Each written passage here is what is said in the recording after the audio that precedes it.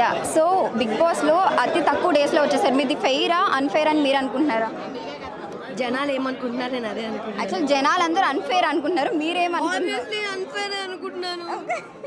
Actually Arjun Kalyan గారు కూడా నిన్న ఇంటర్వ్యూలో ఇది అన్ఫెయిర్ ఎలిమినేషన్ అని చెప్పారు. సో యా సో అంటే మీ క్యూట్నెస్ వల్ల మీరు బయటకు వచ్చాం అనుకుంటున్నారా, లేకపోతే గేమ్ సరిగ్గా ఆడలేదు అనుకుంటున్నారా? అంటే మీ ఎపిసోడ్స్ మీరు చూసుకున్నారా? చూశాను. ఐ థింక్ నాకు దానికి ఆన్సర్ అయితే నిజంగానే లేదు. బికాజ్ నేను ఎలా ఆలోచించి నాకు అర్థం అవ్వట్లేదు. సో అది దేవుడికే తెలియాలి. షార్ట్ స్పాన్ ఆఫ్ జర్నీ అయినా సరే మీకు బిగ్ బాస్ ఐ మీన్ అడ్వాంటేజా disadvantage? Yeah so advantage.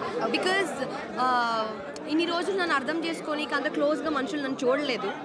Big boss అనేది 1 వీక్ ఉన్నా కానీ I think like I love you guys so much.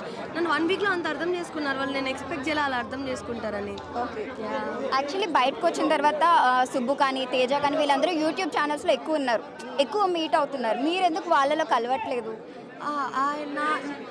నాకు ఎప్పుడు యూట్యూబ్ ఛానల్ పెట్టాలి అనే థాట్ అయితే లేదు.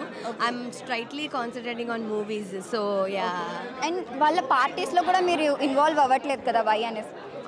మేబీ అలాగా వీడియోలు తీసే పార్టీలో లేదేమో, అన్అఫిషియల్ పార్టీస్లో ఉన్నాను. అన్అఫిషియల్ పార్టీస్ అంట, వేరే పార్టీస్ అయితే. ఓకే. సో అంటే ఇప్పుడు బిగ్ బాస్ అంత జర్నీలో మీకు బాగా కనెక్ట్ అయింది ఎవరు? శివాజీ గారు. సో అంటే ఇప్పుడు శివాజీ గారు మీ ఫాదర్ అంటే ఏం చెప్తారు? That's a wrong question.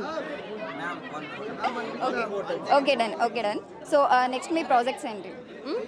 Next projects ఏంటి అంటే లైక్? చాలా వస్తుంది, త్వరలో నేను చెప్తాను.